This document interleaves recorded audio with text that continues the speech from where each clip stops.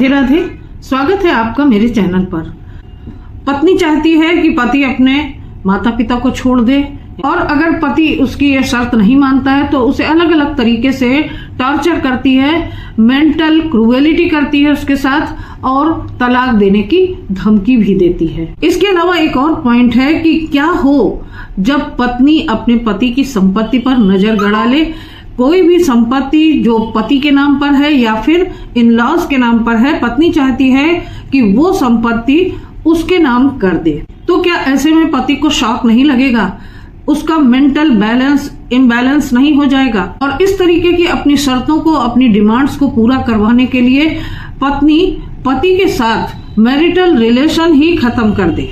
सारे इमोशनल हो, चाहे सोशल हो, चाहे फिजिकल हो, सारे रिलेशंस को वो कट कर दे, और साथ में पति की इंसल्ट करना शुरू कर दे, उसको गाली गलौज करने लगे, सरेआम पब्लिकली उसको उल्टा सीधा बोले, क्योंकि पत्नी की अनरीजनेबल डिमांड्स को पति ने नहीं माना।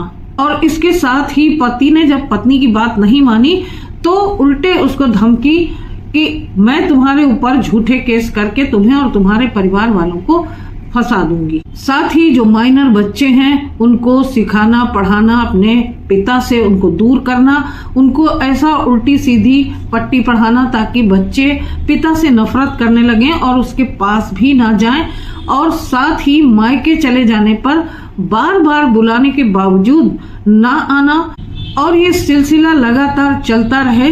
तो क्या ये सारे रीजंस तलाक का आधार नहीं बन सकते? तो आज के इस वीडियो में मैं इसी तरीके के एक जजमेंट की बात करूंगी जिसमें पत्नी ने अपनी जॉइंट फैमिली में यानी कि अपने इन-लॉज के साथ रहने से साफ मना कर दिया, और पत्नी पति को छोड़कर बार बार मायके चली जाती थी। कई कई महीनों तक पति के वापस बुलाने पर भी पत्नी ससुराल वापस नहीं आती थी। साथ ही पत्नी की नजर पति की संपत्ति पर भी टिकी हुई थी। पत्नी यहाँ चाहती थी कि पति जो भी संपत्ति है इन-लॉज की और उसकी, वो उसके नाम पर कर दे, जो कि पति नहीं कर रहा था। और ऐसे में पत्नी ने तरह तरह के अत्याचार करने पति के ऊपर शुरू कर दिए। पत्नी ने पति के साथ इमोशनल या फिजिकल किसी भी तरीके का रिलेशन कायम करने से साफ मना कर दिया था, और तरह तरह के अत्याचार करने शुरू कर दिए। पति के साथ मार पिटाई, गाली गलौज ये एक आम बात हो गई थी। और ऐसे में जब ये केस ऑनरेबल हाई कोर्ट पहुंचा तो क्या ऑनरेबल हाई कोर्ट ने पति को जस्टिस दिया? क्या हाई कोर्ट ने यहाँ माना कि पत्नी ने पति के ऊपर क्रूएलिटी की है? क्या पति के पास एक रीजनेबल ग्राउंड है कि वो अपनी पत्नी से यहाँ पर तलाक ले सकता है, या फिर ये सारे ग्राउंड्स क्रूएलिटी के दायरे में नहीं आते?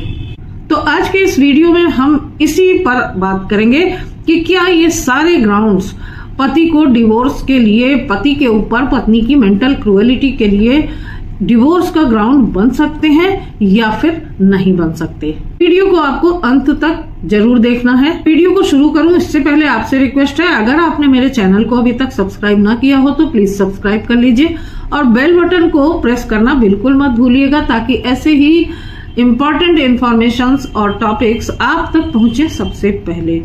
इनकेस अगर आपकी भी कोई लीगल समस्या है या फिर आपका भी कोई मैट्रिमोनियल डिस्प्यूट इस तरीके से है, तो अगर आपको मेरे सजेशन की आवश्यकता है तो आप डिस्क्रिप्शन बॉक्स में दिए गए मेरे नंबर पर मुझसे संपर्क कर सकते हैं। तो चलिए जान लेते हैं कि केस के फैक्ट्स क्या हैं। इस केस में पति पत्नी की शादी 1990 में होती है, 1990 में, और शादी के 7 साल बाद उनके घर में एक बेटा पैदा होता है। लड़ाई झगड़े शुरू हो जाते हैं, और फाइनली 2008 में पति ने पत्नी से डिवोर्स लेने के लिए फैमिली कोर्ट में पिटीशन फाइल की। पति ने अपनी पिटीशन में ये एलिगेशंस लगाए थे पत्नी के ऊपर कि वो अपनी जॉइंट फैमिली में यानी कि उसके माता पिता के साथ नहीं रहना चाहती है, और शादी के 1 साल बाद ही वो बार बार अपने मायके जाने लगी थी। और साल में कुछ दिन ही नहीं बल्कि कई कई महीनों तक वो अपने मायके में रहती थी, और कभी कभी तो 8-8 महीने तक वो निरंतर अपने मायके में ही रहती थी, और बार बार वापस बुलाने पर भी वो वापस नहीं आती थी। जब भी पत्नी अपने मायके जाती थी तो वापस आने का नाम ही नहीं लेती थी। तब उसे लंबे समय के बाद पंचायत बुलानी पड़ती थी, और तब कहीं जाकर पत्नी मजबूरी में अपने ससुराल वापस आती थी। पति ने उसके पेरेंट्स से भी बात की थी, लेकिन वो भी उसे वापस नहीं भेजते थे, बल्कि जब भी पत्नी अपने मायके जाती थी तो पंचायत के बाद ही वो वापस आती थी। मामला केवल यहीं तक नहीं था। पति ने अपनी पिटीशन में यह एलिगेशन लगाया पत्नी के ऊपर कि न केवल वो पति को उसके परिवार वालों से अलग करना चाहती थी, बल्कि उसकी संपत्ति को भी अपने नाम करवाना चाहती थी, जिसके लिए बराबर वो पति पर दबाव डाल रही थी। पत्नी की ये डिमांड बहुत ही अनरीजनेबल लगने के कारण पति ने उसकी बात को नहीं माना, क्योंकि अगर प्रॉपर्टी पति की है तो भी उसके बाद उसकी पत्नी और बच्चों को ही मिलेगी, और अगर प्रॉपर्टी पति के माता पिता की है तो माता पिता के बाद पति को मिलेगी, जो फिर भी पत्नी और उसके बच्चों को ही मिलनी थी। तो ऐसे में पति के ऊपर प्रॉपर्टी को ट्रांसफर करने का प्रेशर डालना ये एक बहुत ही अनरीजनेबल बात थी, जिसको पति ने नहीं माना। पति इन सब बातों से बहुत ही मेंटली प्रेशर में आ गया था, बहुत ही ज्यादा टॉर्चर होता था। और जब पति ने अपनी या अपने माता पिता की प्रॉपर्टी को ट्रांसफर करने से मना कर दिया पत्नी के नाम से, तो पत्नी ने अपने रंग दिखाने शुरू कर दिए और तरह तरह से पति को टॉर्चर किया। क्योंकि पति ने पत्नी की बात को नहीं माना था, इसलिए उसने सभी तरीके के मैरिटल रिलेशंस को ब्रेकअप कर दिया। यानी कि जो भी इमोशनल रिलेशनशिप होता है पति पत्नी के बीच में, फिजिकल रिलेशनशिप होता है और सोशल रिलेशनशिप होता है, वो सभी पत्नी ने निभाने बंद कर दिए। यहाँ तक कि पत्नी पति के लिए करवा चौथ का व्रत रखती थी, वो भी उसने रखना बंद कर दिया। इसके अलावा पत्नी पति को हर जगह डिसरिस्पेक्ट करती थी, उसे गाली गलौज देती थी, उसके माता पिता की भी डिसरिस्पेक्ट करती थी। एक पॉइंट तो ऐसा आया जब पत्नी ने पति को चप्पल फेंक कर मार दी, और इसके अलावा पत्नी ने पति की माँ को भी थप्पड़ मारा और घर में रखा हुआ सामान उठाकर सबके ऊपर फेंकने लगी और मारने लगी, गाली गलौज करने लगी, जिससे कि मेंटल क्रूएलिटी के साथ साथ पति के ऊपर फिजिकल क्रूएलिटी भी हुई। पत्नी ने पति को यहाँ तक धमकी दे दी थी कि वो उसके खिलाफ FIR दर्ज करवाएगी और झूठे केसेस करके उसे हमेशा के लिए फंसा देगी। पत्नी पति का पब्लिकली इंसल्ट करती थी, साथ ही उसको नपुंसक और नामर्द कहकर भी बुलाती थी। मोहल्ले और रिश्तेदारों के सामने भी पति और उसके परिवार वालों की इंसल्ट करती थी। ऐसे एलिगेशंस के साथ पति ने अपनी डिवोर्स की पिटीशन फाइल की। पति का अपनी पिटीशन में कहना था कि पत्नी ने उसके साथ साथ मेंटल क्रूएलिटी के साथ साथ फिजिकल क्रूएलिटी भी की है, जिस ग्राउंड पर उसे डिवोर्स मिलना चाहिए। जैसे ही 2008 में पति ने पत्नी के अगेंस्ट डिवोर्स की पिटीशन फाइल की, वैसे ही तुरंत 2009 में पत्नी ने अपने पति के खिलाफ FIR दर्ज करवा दी, और यहाँ पर एक नहीं 3 FIR दर्ज करवाई 498 के अंतर्गत, जिसमें से एक outraging of the modesty of women की FIR थी, एक 498A की थी, और तीसरी सेक्शन 506 IPC की FIR थी। तो इस तरीके से पत्नी ने जो कहा था कि वह झूठे FIR कराएगी, झूठे केसेस में पति को फंसाएगी, तो उसने यहाँ पर कर दिखाया, और पति ने जबकि उसके अगेंस्ट डिवोर्स की केस फाइल कर रखा था। तो यहाँ पर पति का यह भी आरोप था कि पत्नी उसे उसके बच्चे से दूर कर रही है। पत्नी जब भी मायके चली जाती थी तो उसे बच्चे से बात तक नहीं करने देती थी, उसे दूर रखती थी। और जब 2008 में उसने डिवोर्स की पिटीशन फाइल की, उसके बाद से पत्नी ने बच्चे का और फादर का लिंक हमेशा के लिए खत्म ही कर दिया। वो बच्चे को गलत पढ़ाती थी, सिखाती थी फादर के अगेंस्ट, ताकि बच्चा अपने पिता से नफरत करे और उससे पिता से मिलने का मन भी ना करे। फैमिली कोर्ट में जब एविडेंस की स्टेज आई, तब पति ने एविडेंसेस के थ्रू इस केस को बिल्कुल साबित कर दिया। फैमिली कोर्ट ने एविडेंसेस के बेसिस पे ये माना कि पत्नी ने पति के ऊपर मेंटल क्रूएलिटी की, साथ ही फिजिकल क्रूएलिटी की, और जिस स्तर की मेंटल और फिजिकल क्रूएलिटी पत्नी ने की है, वो क्रूएलिटी किसी भी पति के लिए, किसी इंसान के लिए काफी है, और वो इस आधार पर अपनी पत्नी से डिवोर्स ले सकता है।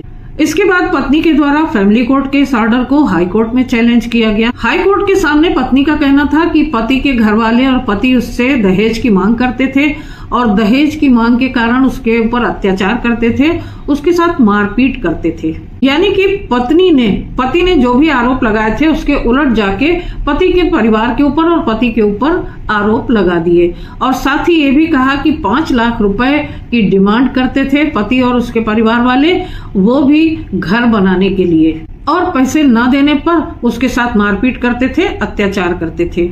इसके अलावा पत्नी का ये भी कहना था, उसने ये भी एलिगेशन लगाया कि जब उसको डिलीवरी हुई, बच्चे का जन्म हुआ, तो पति और उसके परिवार वालों ने कुछ भी नहीं किया, सारा खर्च मेरे मायके वालों ने उठाया।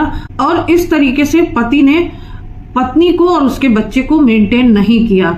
इसके अलावा पति शराब पीता था, उसके पिता भी शराब पीते थे और सभी लोग मिलकर पत्नी को मारपीट करते थे और गाली गलौज करते थे। कई बार तो पति ने पत्नी को उसके मैरिटल होम से निकालने की, यानी ससुराल से निकालने की भी कोशिश की, और पति उसकी स्किन टोन को लेकर, उसके रंग को लेकर रिमार्क्स भी पास करता था।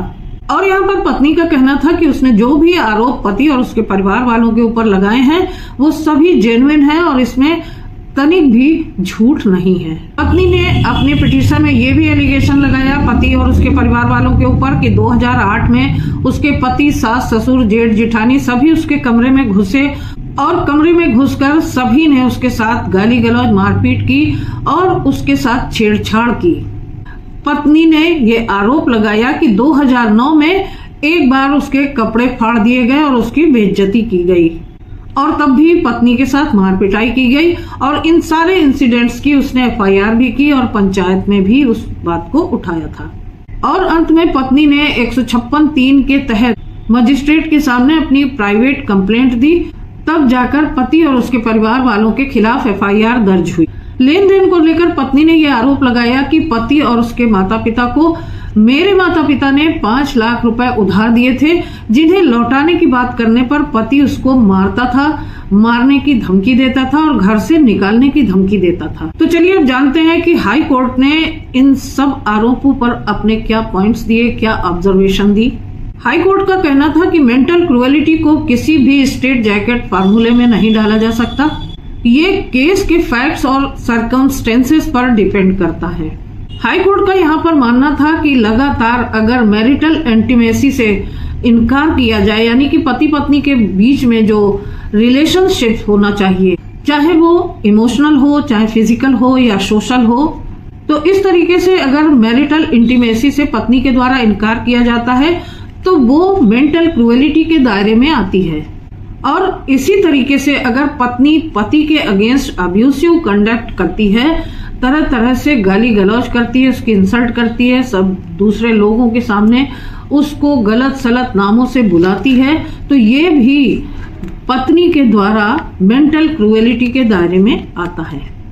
पति के द्वारा केस फाइल किया गया है तो पत्नी काउंटर ब्लास्ट में अगर झूठे एलिगेशंस लगाकर FIR करवाती है या फिर फॉल्स एलिगेशंस के साथ केस करती है तो ये भी मेंटल क्रूएलिटी के दायरे में आता है। और इससे भी ज्यादा इम्पोर्टेंट ये बात है कि अगर पत्नी पेरेंटल एलिनेशन करती है, यानी पिता को बच्चे से अलग करने की कोशिश करती है, और पिता के खिलाफ उल्टा सीधा पढ़ाती है, लिखाती है, बच्चे को दूर करने की कोशिश करती है, उसके अधिकार को समाप्त करने की कोशिश करती है, तो इसे भी पिता के ऊपर मेंटल क्रूएलिटी माना जाएगा, जो कि इस केस में पत्नी लगातार कर रही थी। दोस्तों, यहाँ पर इन सभी एलिगेशंस को हाई कोर्ट ने एविडेंसेस के थ्रू भी सपोर्ट किया। हाई कोर्ट ने यहाँ ऑब्जर्व किया कि जब 2008 में पति के द्वारा डिवोर्स का केस फाइल किया गया तो ऐसा नहीं था कि पत्नी डिवोर्स का केस फाइल होने के बाद अपने मायके चली गई थी। यहाँ 2008 से 2016 तक पति पत्नी एक ही घर में रहते हुए एक दूसरे से दूर थे, एक दूसरे से सेपरेट थे, कोई उनके बीच में मैरिटल इंटीमेसी नहीं रही। और ये बात तब साबित हुई जब क्रॉस एग्जामिनेशन में पत्नी ने खुद ही इस चीज को स्वीकार किया कि 2008 से 2016 तक पति के साथ उसकी कोई इंटीमेसी नहीं रही और वो साथ साथ रह रही थी पति के साथ। और करवा चौथ का जो व्रत होता है, जो पत्नियां अपने पति की लंबी आयु के लिए रखती हैं, वो भी पत्नी ने 2008 में ही लास्ट टाइम रखा था। उसके बाद से पत्नी ने पति के लिए कोई भी व्रत नहीं रखा।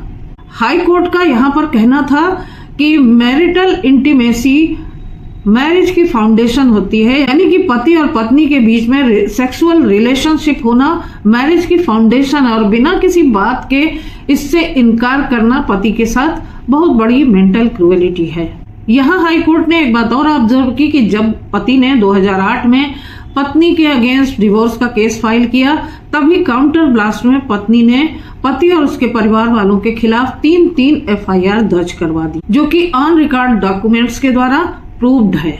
इसलिए इनकी जेन्युइननेस में बहुत बड़ा क्वेश्चन उठता है। हाई कोर्ट का यहाँ कहना था कि पत्नी ने बदला लेने की नियत से पति के ऊपर काउंटर ब्लास्ट में ये सारी FIR दर्ज करवाई हैं और साथ ही हाई कोर्ट का ये भी मानना था कि बच्चे से पिता को दूर करना या बच्चे से पेरेंट्स को दूर करना एक बहुत बड़ी मेंटल क्रूएलिटी है। अपनी गवाही में पति ने कोर्ट को बताया कि पत्नी उसको अपने बेटे से मिलने नहीं देती थी, यहाँ तक कि कोर्ट के विजिटेशन ऑर्डर्स थे, फिर भी पत्नी पति को बच्चे से मिलने नहीं देती थी और आखिरकार पति ने अपने बच्चे से मिलना बंद कर दिया, क्योंकि अब बच्चा एलिनेट हो चुका था और उसका माइंड वॉश हो चुका था जो उसकी पत्नी ने किया था। इसी तरीके से पत्नी का इनडिफरेंस टुवर्ड्स द इन-लॉज, यानी कि इन-लॉज को बार बार अपमानित करना, उनके साथ गाली गलौज करना, लड़ाई झगड़ा करना, ये एक मेंटल क्रूएलिटी है। जब पत्नी से क्रॉस एग्जामिनेशन में ये पूछा गया कि उसकी सास को क्या बीमारी है, तो पत्नी को इसकी कोई जानकारी नहीं थी। पत्नी को यह भी नहीं मालूम था कि उसकी सास किस बीमारी से पीड़ित है। तो ये जो चीजें हैं, अपनी फैमिली के बारे में, अपने इन-लॉज के बारे में एक इनडिफरेंट एटीट्यूड रखना, अप्रोच रखना, ये भी मेंटल क्रूएलिटी के दायरे में आती है। तो ऐसे में हाई कोर्ट ने पत्नी की पिटीशन को खारिज करते हुए ये कहा कि फैमिली कोर्ट का जो ऑर्डर था, जिसमें जो पति के हक में था, जिसमें पति के ऊपर मेंटल और फिजिकल क्रूएलिटी पत्नी के द्वारा मानी गई थी, यानी कि पति और पत्नी का डिवोर्स सही हुआ था और हाई कोर्ट ने भी उस डिवोर्स पर अपनी मुहर लगा दी। तो इस जजमेंट के बारे में आपके क्या विचार हैं, मुझे कमेंट करके जरूर बताइएगा। इस जजमेंट का लिंक मैं आपको डिस्क्रिप्शन बॉक्स में दे रही हूँ, जिसे आप डाउनलोड करके पढ़ सकते हैं, समझ सकते हैं और अपने केस के फैक्ट्स के अनुसार इसे यूज भी कर सकते हैं। आशा करती हूँ वीडियो आपको पसंद आया होगा। पसंद आया हो तो लाइक और शेयर करना बिल्कुल मत भूलिएगा। इनकेस अगर अभी तक चैनल को सब्सक्राइब ना किया हो तो फटाफट से आज मेरे चैनल को सब्सक्राइब भी कर लीजिए। तो फिर मिलती हूँ अगले वीडियो में एक नए इन्फॉर्मेशन के साथ, एक नए टॉपिक के साथ। तब तक के लिए आप सभी को राधे राधे।